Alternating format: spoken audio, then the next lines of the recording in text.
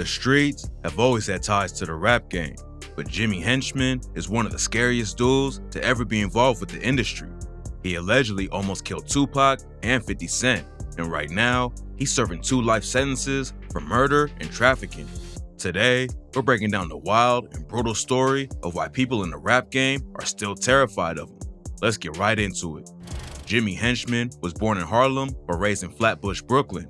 As a young kid in the streets, he ran with the crew called the Untouchables, and Jimmy wanted to make a name for himself in the trenches. He already had 2 gun charges by the time he was 16, and he ended up dropping out of school and spending a year on Rikers Island.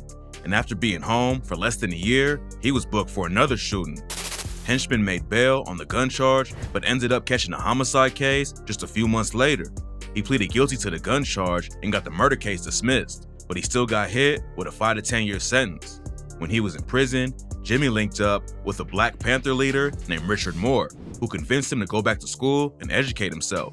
So by the time Henchman was released in 1988, he had an associate's degree and was ready to take on the streets in a smarter way.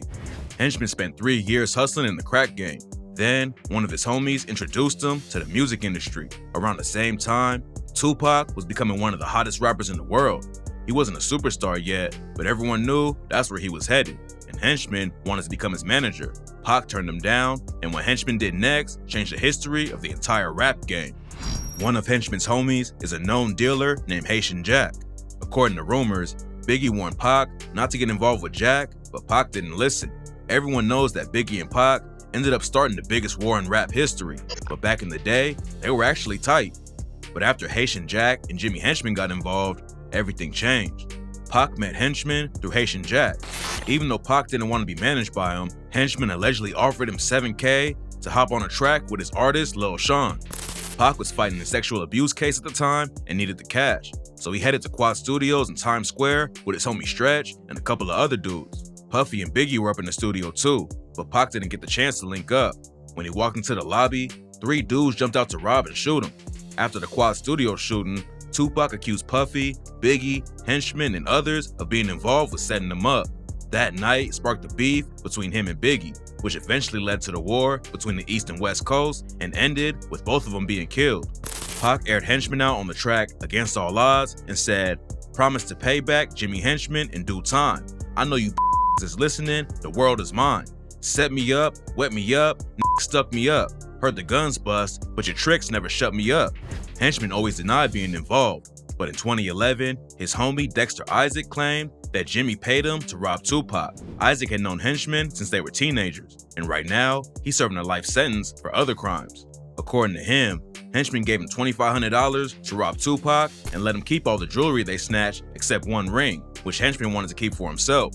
He also said that Stretch helped them and that Henchman gave Stretch a quarter brick of cocaine to line his homie up. Stretch ended up getting murdered a year later, and Pac sent shots at him on Against All Odds with the line, "And that nigga that was down for me, resting dead. Switch sides, guess his new friends wanted him dead." Henchman still denied everything after Isaac told his side of the story, but then he allegedly admitted to being involved while he was confessing in an unrelated drug case. Jimmy was never charged with the Quad Studios shooting, but later, he ended up in the middle of an even crazier beef. When Henchman went to war against 50 Cent and G-Unit, there were shootings, assaults, and a brutal murder that led to him getting his second life sentence. In the early 2000s, Henchman was managing the Game. Game had been signed by Dr. Dre, who linked up with 50 Cent, and back then, it looked like they were going to take over the whole game together. Both of them were at the height of their careers, and the collab seemed like a huge win, but it didn't take long for everything to fall apart.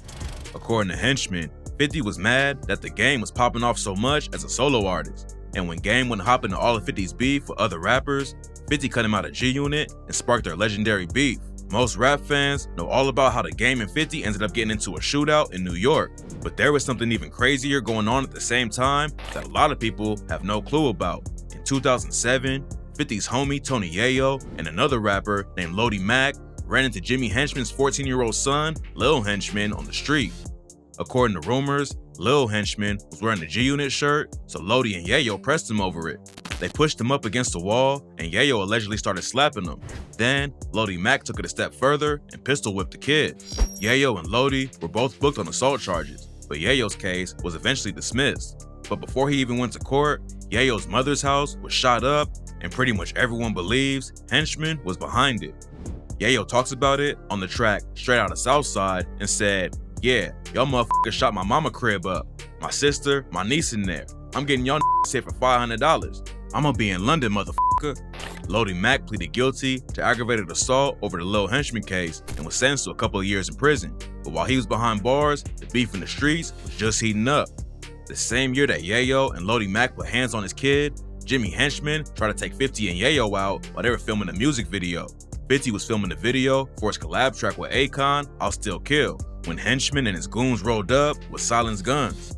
But before they could hop out and start shooting, one of the guns went off in the whip and they ended up just leaving the scene. It was the filming of the 50 Cent and Akon I'll Still Kill video. Oh. On the paperwork, and Henchman and them were supposed to come through, and I guess they gun jammed, but we had God on that side, and they backed out on the hit, but we had straps too, and that really was really it. You said they had silencers? Yeah. And this was part of the actual report that came out? Yeah. If Henchman's people started letting off shots, it would have turned into a full-on shootout because everyone in the G-Unit crew was strapped too. But luckily, nobody died that day because someone with Henchman didn't know how to handle their gun.